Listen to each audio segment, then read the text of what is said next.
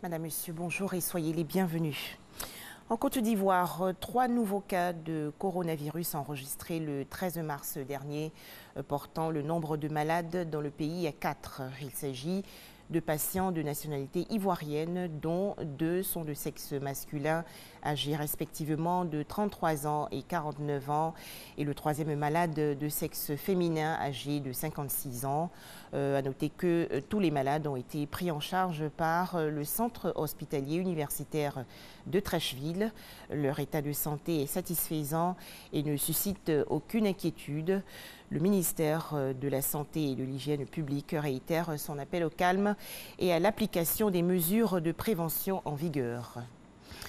Dans l'actualité également, l'ouverture le 14 mars dernier du salon de l'immobilier de Côte d'Ivoire dans la commune de Cocody. Il s'agit de la 3e édition. La cérémonie d'ouverture officielle s'est tenue en présence des responsables du ministère de la Construction, du Logement et de l'Urbanisme. Une centaine d'exposants, de nombreux visiteurs et professionnels ont effectué le déplacement. On en parle avec Cheikh Kone. Un de 3 pour ce qui est devenu le rendez-vous par excellence des professionnels de l'immobilier de Côte d'Ivoire. Après les 2 premières éditions qui ont connu un franc succès avec un focus sur les questions du financement, la 3e édition met plutôt l'accent sur le développement durable. Nous voulons utiliser le salon de l'immobilier pour pouvoir sensibiliser vraiment au développement durable et pouvoir également reconnaître nos responsabilités, que ce soit au niveau collectif ou au niveau individuel. Durant 2 jours, des expositions, des conférences, des ateliers animés par des experts ont permis aux usagers et professionnels de saisir l'impact de leur action sur la durabilité de l'immobilier.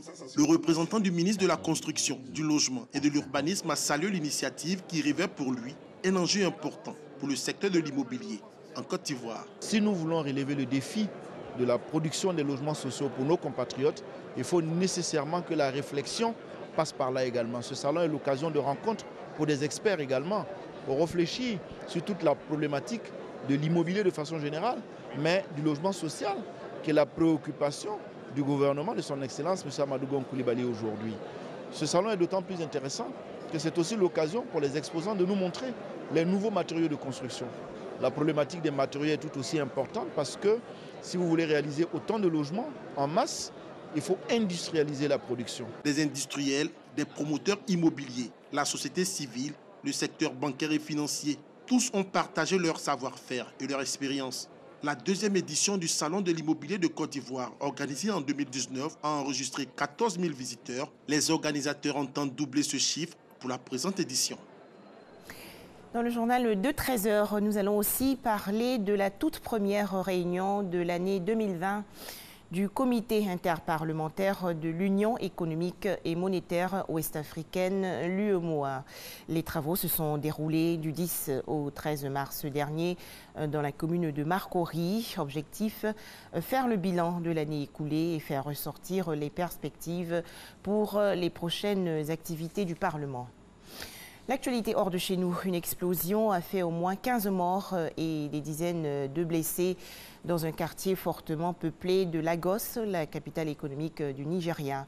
Un camion a foncé dans les bouteilles empilées dans une usine de traitement de gaz qui ont soufflé le quartier et endommagé un pipeline.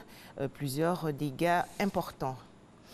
Le bilan du conflit en Syrie, au moins 384 000 personnes ont péri, dont plus de 116 000 civils depuis le début de la guerre en mars 2011, selon l'Observatoire syrien des droits de l'homme, l'OSDH.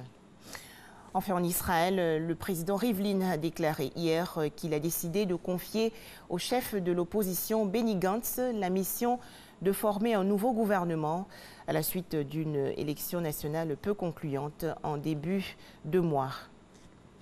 Voilà, l'information revient à 13 h et ce sera dans le cadre du journal.